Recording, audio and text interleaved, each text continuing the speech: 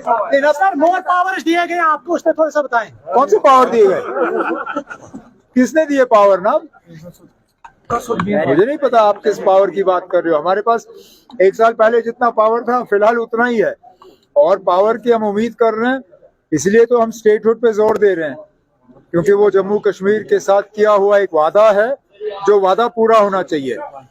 हम तो सोच रहे थे कि पहले साल के अंदर अंदर ही मरकज की हुकूमत अपना ये वादा पूरा करेगी, लेकिन चलिए, किन वजूहात के बुनियाद पर जम्मू कश्मीर को आज भी स्टेटहुड से महरूम रखा गया वो मरकज और बीजेपी वाले ही बता सकते हैं। लेकिन हम अपनी कोशिशों को छोड़ेंगे नहीं।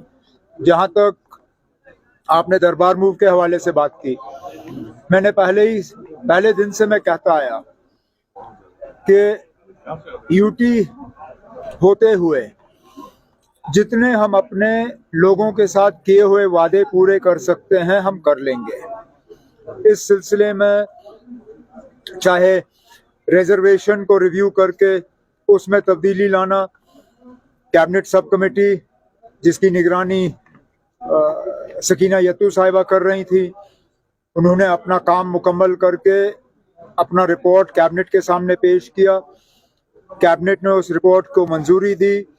अब डिपार्टमेंट की तरफ से कैबिनेट का मेमो तैयार किया जा रहा है, उसको बाय सर्कुलेशन हम मंजूरी देके एलजी साहब के पास भेज देंगे। वो एक वादा था हमारा लोगों के साथ। इसी सिलसिले में दरबार मूव को दोबारा शुरू करना, ये भी एक वादा हमारा लोगों के साथ था। लगभग 3 हफ्ते पहले जब कैबिनेट की मीटिंग हुई, उस मीटिंग के दौरान ये फैसला लिया गया।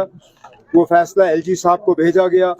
जैसे ही एलजी साहब का दस्तखत फाइल पे हमें वापस मिला, हमने वो ऑर्डर जारी किया है और 2021 के बाद दोबारा जम्मू और श्रीनगर को इस दरबार मूव के जरिए जो है जोड़ा जा रहा है। जिस तरह कल मुफ्ती ने कहा कि जो राज्यसभा की मैंने राज्यसभा और खासकर महबूबा मुफ्ती साहिबा के बयान को लेके मुझसे इसमें जम्मू में पूछा गया, और मैंने जम्मू के प्रेस कॉन्फ्रेंस के दौरान अपने जवाब में यही कहा जो मैं आज फिर दोहराऊंगा। असेंबली में कौन सा बिल आएगा और कौन सा नहीं आएगा, इसका फैसला स्पीकर साहब करेंगे। लेकिन कोई ऐसा बिल हाउस के सामने आए जिससे जम्मू कश्मीर के लोगों को फायदा होगा, मेरी हुकूमत उस बिल में कोई रुकावट पेश नहीं करेगी। लेकिन मैं यहाँ से या कोई ऑनरेबल मेंबर असेंबली का स्पीकर साहब को डिक्टेट नहीं कर सकता कि कौन सा बिल आना चाहिए और कौन सा नहीं आना चाहिए। बिल लाने का एक प्रोसीजर होता है, एक तरीका होता है।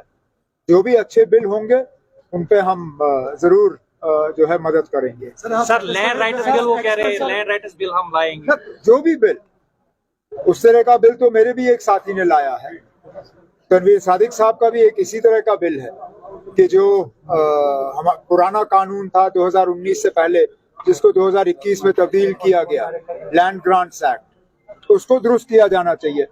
अब मैं नहीं जानता हूं कि तनवीर सादिक साहब का बिल हाउस के सामने आएगा या नहीं आएगा। इसी तरह जो बिल पीडीपी के तरफ से तैयार होके भेजा गया है, क्या वो आएगा या नहीं आएगा, उसका एक प्रोसीजर होता है। लेकिन अगर आ जाएगा, मेरी हुकूमत उसमें कोई रुकावट नहीं बनेगी। सर कोरोना में उसके लिए असेंबली के लिए ठहरने की जरूरत नहीं है।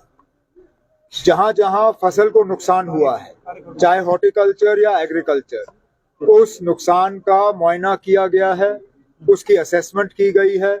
अब उस चीज को लेके मरकज की हुकूमत के साथ बात चल रही है कि एक पैकेज जो है, जिस तरह बाकी रियासतों को दिया गया है, जम्मू कश्मीर को भी एक खसूसी पैकेज मिलना चाहिए, ताकि जो सड़कों का नुकसान हुआ है, जहां पुल बह गए हैं, जहां लोगों के मकानात को नुकसान हुआ है, जहां एग्रीकल्चर हॉर्टिकल्चर को नुकसान हुआ है, इसके लिए हमें एक पैकेज मिले, ताकि हम जो लोग इससे मुतासिर हैं उन्हें हम मुआवजा जो है दे पाए। सर कोरोना में मुख्तलिफ अजला में जो पर्चे लगाए गए वायलेशन पर, तो वो अभी रिवोक नहीं किए गए। तो आपकी सरकार ने वादा दिया था ऐसे पर्चे जो लगाए गए हैं उनको रिवोक किया जाएगा, उनको खत्म किया जाएगा, लेकिन अभी भी वो काम नहीं हो रहा। सर प्लीज ना पुलिस ना लॉ एंड ऑर्डर फिलहाल इस हुकूमत के पास है। वो इख्तियारात वो हमें मिले, और जरूर जो बाकी हमारे किए हुए वादे हैं उनको भी सर हम पूरा मैनिफेस्टो कर के लेंगे। हवाले से तनकीद की जा रही है सर।